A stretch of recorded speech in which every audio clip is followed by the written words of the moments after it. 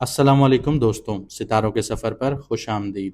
दोस्तों, वीडियो शुरू करने से पहले एक छोटी सी अनाउंसमेंट। जिन लोगों को अपना राशि, हॉरोस्कोप या स्टार साइन या बुर्ज जिसको आप कहते हैं नहीं पता, तो आप हमें हमारे कमेंट सेक्शन में या हमारे व्हाट्सएप नंबर पर हमें अपनी original date of birth with place of birth, ये दोनों चीज़ें आप भेजेंगे। हम आपको आपका राशि, हॉरोस्कोप, स्टार साइन, बुर्ज या जो भी आप इसको कहते हैं, हम आपको बताएंगे।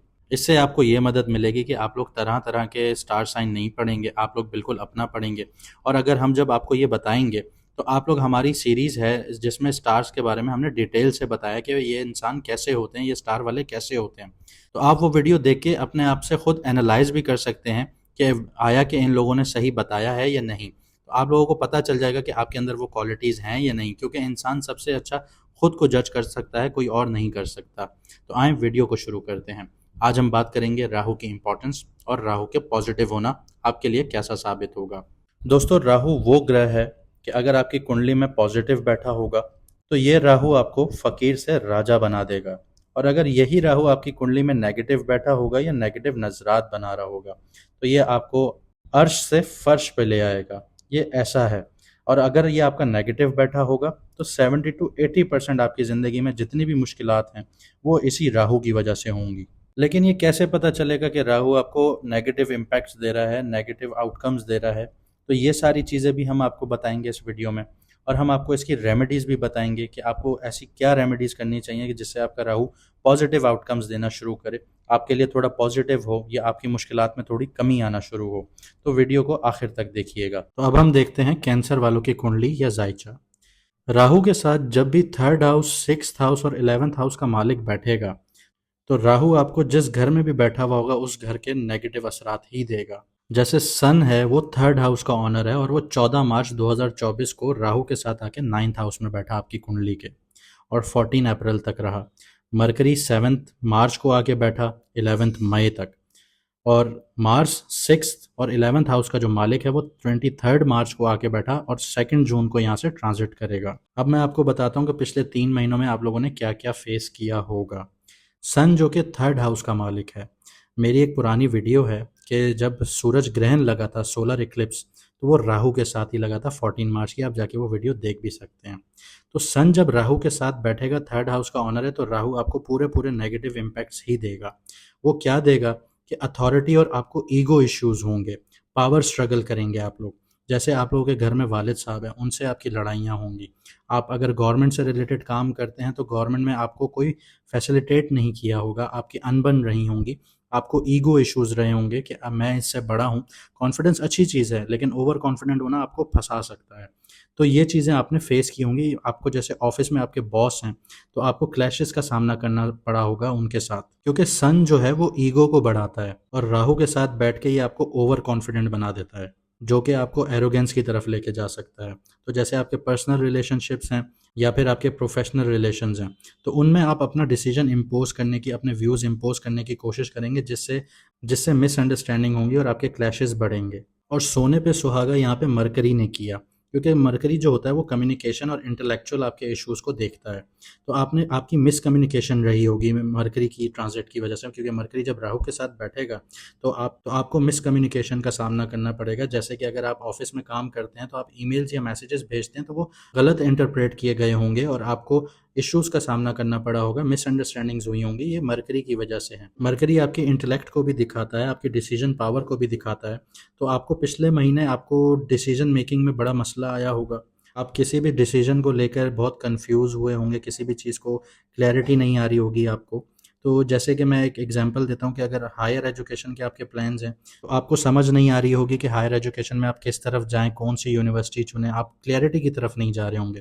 तो ये मरकरी की वजह से होता है, क्योंकि आपको एक डिले देता है, आपको मेंटल कन्फ्यूजन देता है। लेकिन ये राहु के साथ बैठा होगा तो देगा। आप लोगों को ट्रैवल से भी रिलेटेड इश्यूज हुए होंगे, लॉन्ग डिस्टेंस अगर आपके फॉरेन के ट्रिप्स होंगे तो वो अनएक्सपेक्टेडली डिले हो गए होंगे। अगर आपको हायर एजुकेशन के लिए जाना होगा तो उसमें भी अनएक्सपेक्टेड डिलेज आ गए होंगे। इंपॉर्टेंट एग्जाम्स जो होंगे वो मिस हो सकते हैं, आप लोगों के हुए भी होंगे। कहीं पे एडमिशन लेना था वो मिस हो गया होगा आप लोगों से। एक प्लान ट्रिप आप लोगों का कैंसिल हो गया होगा या पोस्टपोन्ड हो गया होगा। फॉरेन ट्रिप की बात कर रहा हूँ। लेकिन जब 23 मार्च को मार्स आके राहु के साथ बैठा है, तो इसने आपको काफ़ी चैलेंजेस दिए होंगे। आपका एग्रेशन लेवल बढ़ा होगा, आपके कॉन्फ्लिक्ट्स बढ़े होंगे। जैसे कि काम की जगह पे आप लोग काम करें, अपने कोलीग्स के साथ, अपने बॉस के साथ आपकी कन्फ्रंटेशन हुई होगी, आपकी लड़ाई झगड़े भी हो सकते हैं। तो आपको थोड़ा एहतियात से चलना होगा 2 जून तक। मार्स का अंगारक दोष बनाने की वजह से आप लोग इम्पल्सिव एक्शंस ले सकते हैं, इमोशनल डिसीजंस ले सकते हैं अपने कैरियर को लेके, जो कि नेगेटिवली इम्पैक्ट करेगा आपके आपके करियर को, आपकी जॉब को या आपकी किसी भी रिलेशनशिप को। तो आपने एग्रेसिवली नहीं सोचना, इमोशनल डिसीजंस नहीं लेने। 2 जून तक आपको ये एहतियात करनी है। अच्छा, इस अंगारक दोष ने आपको एथिकली थोड़ा डिट्रेल किया होगा। आपका दिल करता होगा कि आप अनएथिकल चीज़ों की तरफ जाएँ, इमोरल चीज़ों की तरफ जाएँ, उनमें इन्वॉल्व हों, आपकी टेम्पटेशन बढ़ी होगी इन चीज़ों को लेके। और आपकी किस्मत ने भी आपका साथ नहीं दिया होगा, क्योंकि ये फॉर्चून का हाउस है, आपकी किस्मत से रिलेटेड ये हाउस होता है।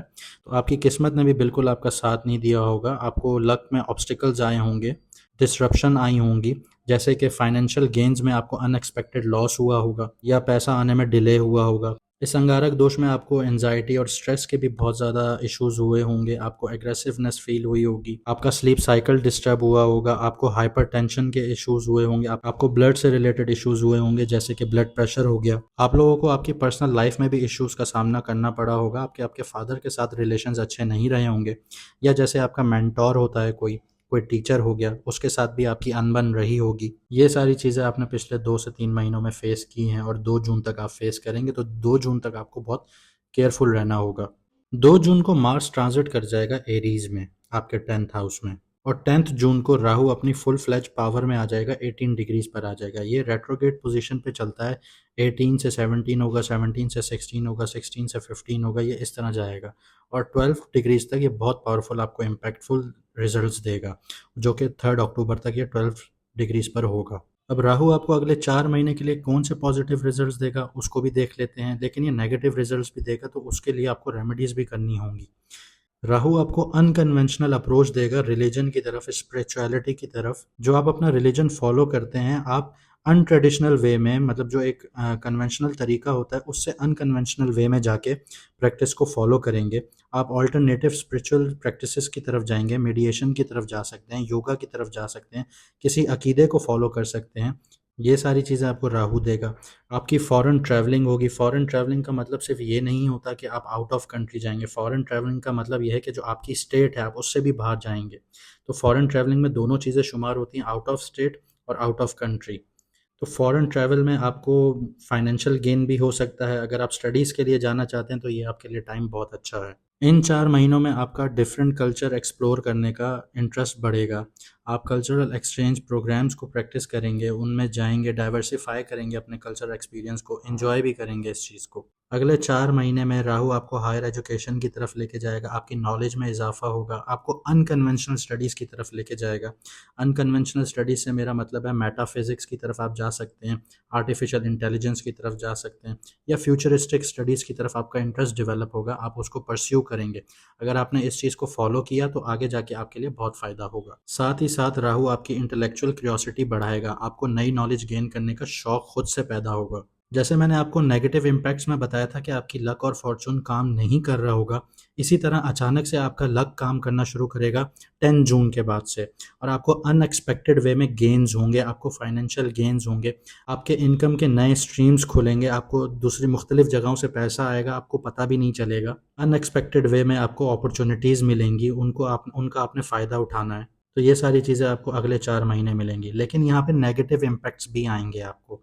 एथिकल और मॉरल आपके कॉन्फ्लिक्ट्स क्रिएट करेगा राहु, आपको एथिकल चैलेंजेस देगा, आपकी टेम्पटेशन को ट्रिगर करेगा, आपको क्विक फाइनेंशियल गेन्स के लिए अनएथिकल मीन्स को अडॉप्ट करने पे उकसाएगा, आपको उस तरफ लेके जाएगा, जो आपके फ्यूचर के लिए बहुत रिस्की हो सकते हैं, आपके ज़िंदगी के लिए बहुत रिस्की होंगे। आपके अपने फादर या मेंटोर के साथ आइडियोलॉजिकल कॉन्फ्लिक्ट्स हो सकते हैं, जो कि आपके रिलेशनशिप को इफेक्ट करेंगे। तो मैं आपको एडवाइस करूंगा कि आप लोगों ने अपनी ज़बान बंद रखनी है, कोई फालतू की डिबेट या कॉन्फ्लिक्ट की तरफ नहीं जाना। ये आपके फादर या मेंटोर के साथ रिलेशन को नॉर्मल वे में कैरी फॉरवर्ड करेगा। यहाँ पे आपको आपके मेंटोर से प्रॉपर गाइडेंस नहीं मिलेगी, और प्रॉपर गाइडेंस ना मिलने की वजह से आपकी जो डिसीजन मेकिंग पावर है, वो इफेक्ट हो सकती है। राहु अगले 4 महीने में आपके लिए इल्यूजन्स और डिसेप्शन क्रिएट करेगा।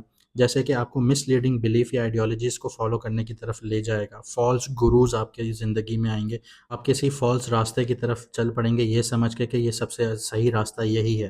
तो इस चीज़ को कंट्रोल करने के लिए आपको सबसे अच्छी चीज़ यही है कि आप अपनी रिसर्च एंड डेवलपमेंट को बहुत स्ट्रॉन्ग रखें। अगर आपको कोई डिसीजन लेना है तो आप उसके रिगार्डिंग सबसे पहले रिसर्च करें, फिर आप उसकी तरफ जाएं। राहु आपको ओवर एम्बिशियस भी बनाएगा, जो कि अनरियलिस्टिक गोल्स की तरफ आपको लेकर जाएगा, जिसकी वजह से बाद में आपको डिसअपॉइंटमेंट का सामना करना पड़ेगा।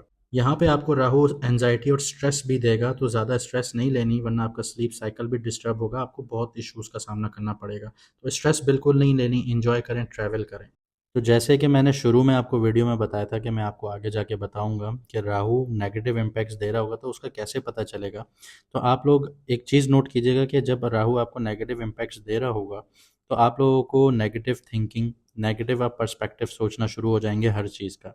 ज़िंदगी में आप लोगों की परेशानियाँ बढ़ जाएंगी, मुश्किलात बढ़ जाएंगी, मेहनत ज़्यादा करेंगे लेकिन आपको उसका आउटकम बहुत कम मिलेगा।